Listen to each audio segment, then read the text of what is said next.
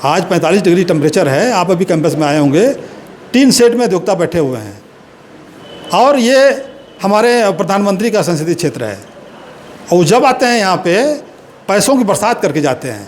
क्या लग रहा है स्थिति बदलेगी आने वाले समय में? बदलना चाहिए।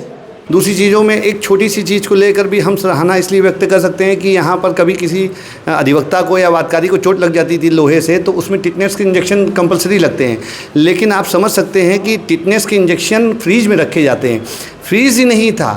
फिलहाल अभी हमारी मौजूदगी वाराणसी कोर्ट के अस्पताल में है और यहाँ पे आप सामने देख रहे होंगे एक फ्रिज है जो इंजेक्शन और मेडिसिन को ठंडा करने के लिए बहुत ही आवश्यक चीज़ हो अस्पताल में।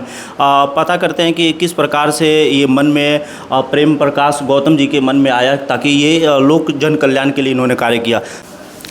हाँ, देखिए हमारे अधिवक्ता भाइयों ने हमारा ध्यान इधर आकृष्ट कराया।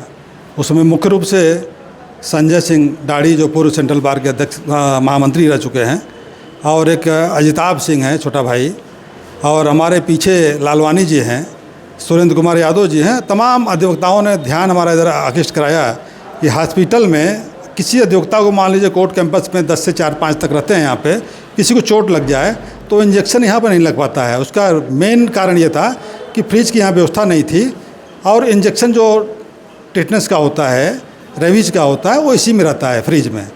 तो उन लोगों ने कहा कि भैया आप अच्छे अच्छे काम कर रहे हैं, अगर ये काम एक हो जाए जनहित में, अधिवक्ता हित में, क्योंकि सिर्फ अधिवक्ता हित में और वादकारी हित में ही आप लगातार काम करते चले आ रहे हैं, तो मुझे लगा ईश्वर ने भी हमको, ईश्वर की तरफ से ही आदेश हुआ, नहीं आप इसको करिए। तो हमने देखा और महसूस किया कि नहीं इसकी सख्त ज़रूरत है और तब हमने इसको यहाँ पे छोटा फ्रिज डोनेट किया कि जो इमरजेंसी में इंजेक्शन की ज़रूरत होती है यहाँ पे अधिवक्ता भाइयों को उचित समय पे मिल सके। ये पूरा यहाँ पे हम बात करेंगे कि ये लगभग वाराणसी कोर्ट में कितने अधिवक्ता लोग हैं जो मतलब कि इस अस्पताल से लाभान्वित होने वाले हैं? देखिए अस्पताल में यहाँ पे कलेक्ट्रेट और दीवानी परिसर जो है 2 क्षेत्र में बटा हुआ है, दोनों में अधिवक्ताओं बैठते हैं। हमको लगता है कि 6 से 7 हज़ार अधिवक्ता डेली यहाँ कैंपस में सुबह 10 बजे आ जाते हैं, शाम को 5 बजे तक 6 बजे तक रहते हैं और कम से कम 25 से 30 हज़ार वादकारी जिनका मुकदमा लगा रहता है वो भी इस कैंपस के अंदर रहते हैं। तो भीषण गर्मी चल रही है, कभी भी कोई घटना दुर्घटना हो सकती है, चोट चपेट लग सकता है, तो उसमें ये काफ़ी लाभदायक होगा। इसी को ध्येय में रखते हुए हमने ये काम किया है। लगातार सर ऐसे जो लोक कल्याणकारी कार्य है वो लगातार करते रहते हैं। वाटर कूलर भी लगवाए थे सर। आगे और क्या क्या समस्याएं हैं सर जिस पे आप आने वाले समय में काम करने वाले हैं? देखिए हमको लगता है कि अभी बहुत कुछ काम बाकी रह गया है।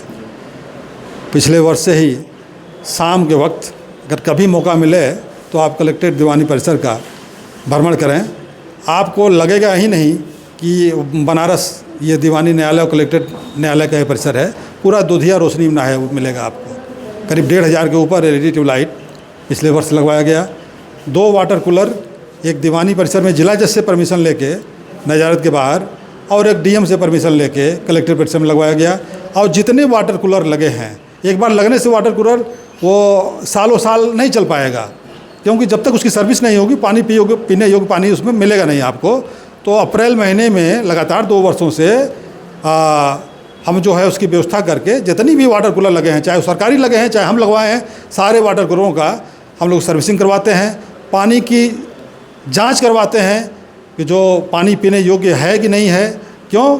कि वो हमारे अधिवक्ता भाई उस पानी को पीते हैं, वादकारी पीते हैं। वादकारी भी तो हमारे परिवार से ही आते हैं, हम कहीं बाहर से तो आए टपके नहीं। यहाँ पे वादकारी हों चाहे अधिवक्ता हों, जो भी होता है यहाँ पे वो शुद्ध पानी उनको मिल सके, ये व्यवस्था हुआ।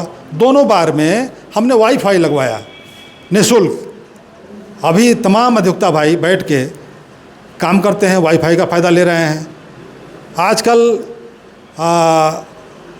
अपराध, साइबर अपराध बहुत तेज़ी से बढ़ रहा है, तो उसकी भी जानकारी वादकारी अधिवक्ता सबको रहनी चाहिए। इसको मद्देनज़र रखते हुए करीब 5,500 इस पे हमने साइबर क्राइम पे बेयर एक्ट वितरित करवाया और जितने भी कार्य हुए मैंने ये नहीं देखा कि ये किस जात के हैं, किस धर्म के हैं, ये हमको वोट देंगे कि नहीं देंगे, मैं इसके बारे में कभी सोचा ही नहीं।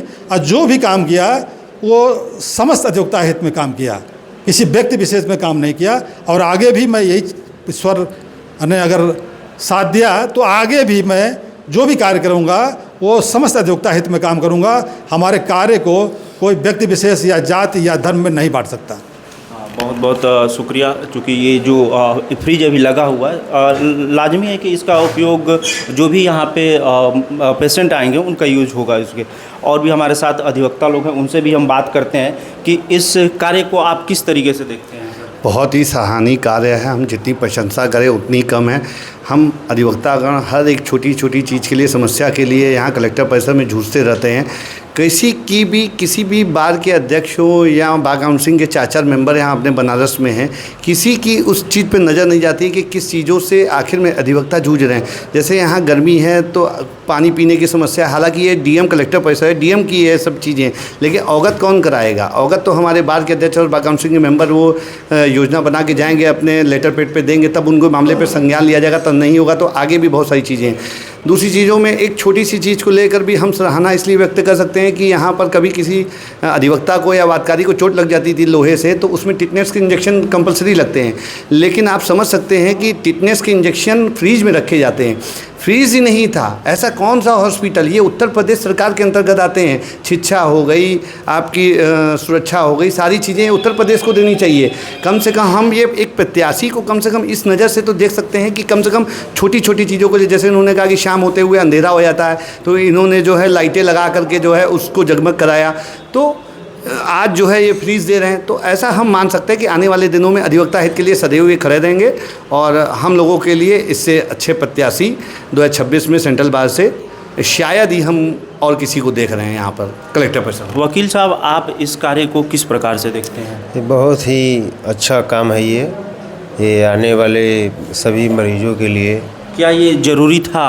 बिल्कुल ज़रूरी था, ये ज़रूरी था। बहुत सारे एक ऐसे अधिवक्ता हैं जो टीन सेट में सर में या हाथ में कट जाने की वजह से बाहर टिटनेस लगवाने के लिए जाते थे, लेकिन इसको करवाने के लिए हमारे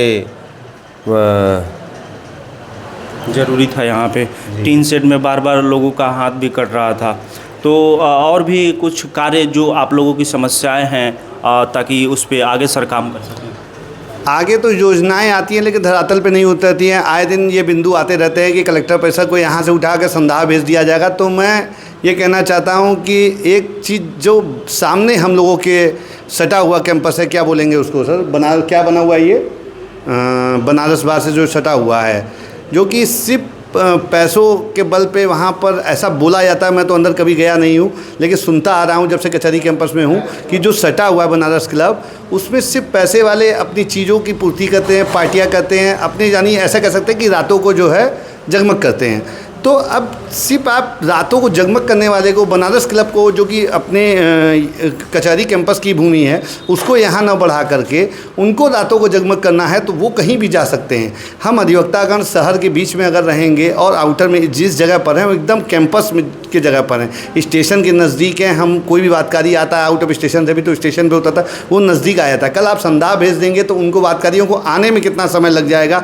साधन है नहीं है, इन चीज़ों पर विचार विमर्श करते हुए हम ये चाहेंगे कि उत्तर प्रदेश सरकार या मोदी जी का संसदीय क्षेत्र है, इसको बहुत ही क्रिटिकल मामला है कि हम अधिवक्तागण सिर्फ रजिस्ट्रेशन कराते जा रहे हैं, एक समूह में हो जा रहे हैं। गिने चुने अधिवक्ता हैं जिनकी वकालत बहुत ही अच्छी चल रही है, बाकी अधिवक्ता रोजी रोटी के लिए जूझ रहे हैं। तो कम से कम पेंशन, जब एक बुढ़ापा आ जाता है तो एक पेंशन का योजना है। अधिवक्ता प्रोटेक्शन एक्ट लागू नहीं हो रही है। अगर हमारे पास कोई बड़ा मुकदमा आ जाए तो हम हमारे डर के, अगर किसी ने मेरे को फ़ोन कर दिया तो हमारे डर के उनका मुकदमा लड़ने में हमको जो है प्रॉब्लम समझ में आएगी। तो हमारे लिए बहुत बेहद ही ज़रूरी है कि अधिवक्ता प्रोटेक्शन एक्ट उत्तर प्रदेश में लागू हो, और राज्यों में लागू हो रहे हैं, सारी चीज़ें योजनाएँ मिल रही हैं, स्टाइपेंड पेंशन मिल रही हैं युवाओं को। तो आप यहाँ उत्तर प्रदेश में क्यों नहीं दे रहे हैं, जो कि तब जबकि हम लोग मानते हैं कि बाबा डबल इंजन की सरकार है। जब डबल इंजन की आपको केंद्र से भी सहायता मिल सकती है अगर आप मांगे तो।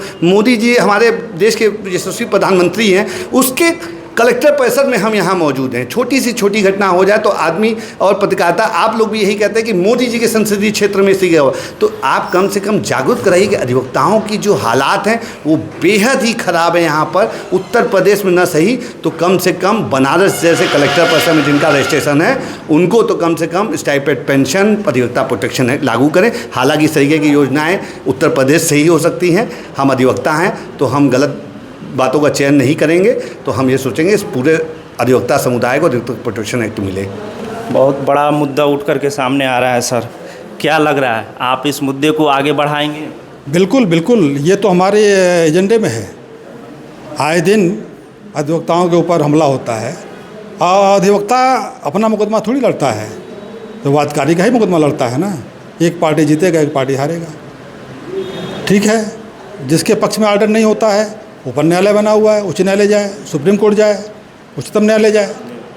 तो छोटी छोटी घटनाओं को लेके अधिवक्ताओं के ऊपर आक्रमण हो रहा है और सरकार जो है चुप बैठी हुई है, बहुत दिन से पेंडिंग पड़ा हुआ है। और इसमें कहीं न कहीं हमारे जो नेतृत्व करने वाले ऊपर वाले लोग हैं उनकी भी कमी है।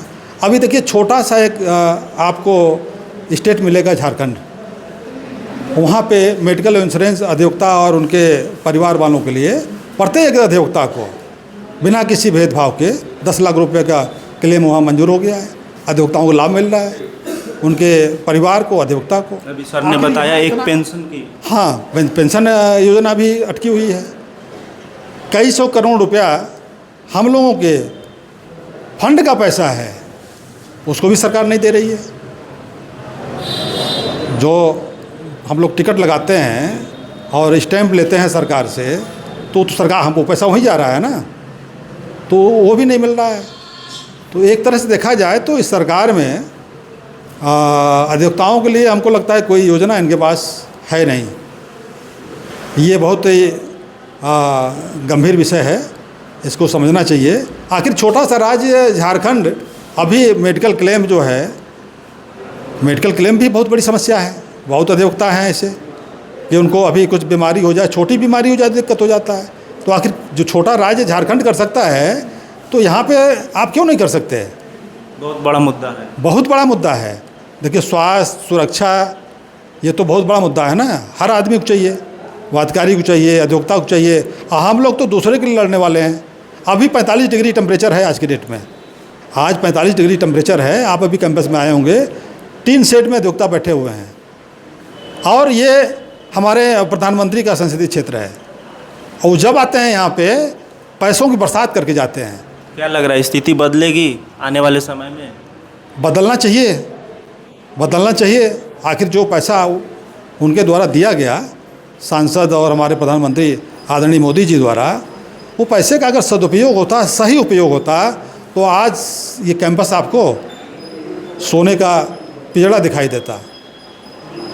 आप पूरे कैंपस में घूम लीजिए, कहीं भी आपको सुलभ शौचालय नहीं मिलेगा, कहीं भी नहीं मिलेगा। ना कलेक्टर मिलेगा, ना वहाँ मिलेगा। जो भी है जीर्ण शीर्ण अवस्था में, उसमें कोई जा नहीं रहा है, आपको बाहर जाना पड़ेगा।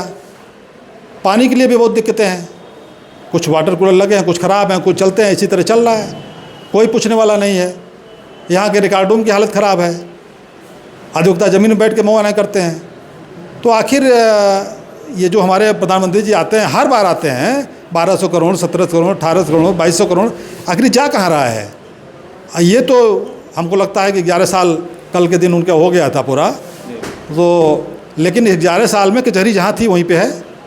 इसमें कोई नामांकन के समय हमारे प्रधानमंत्री को जिस एरिया से आना होता है उसको बाकायदे एकदम रंग रोगन करके और स्टील का वो बाउंड्री वाल बना के दिखा दिया जाता कि नहीं बनारस इसी तरह है। लेकिन उसी बाउंड्री वाल के थोड़ा सा बाहर निकलेंगे आप, सारी सच्चाई सामने आ जाएगी। तो ये हमारे यहाँ के जो अधिकारी हैं, आपके चैनल के माध्यम से मैं उनका ध्यान आकृष्ट कराना चाहूँगा कि थोड़ा जनहित में जो समस्याएं, मूलभूत समस्याएं हैं कैंपस के अंदर, उसको तत्काल दूर करें ताकि अधिवक्ता और यहाँ जो वादकारी आते हैं उनको उसकी सुख सुविधा मिल सके।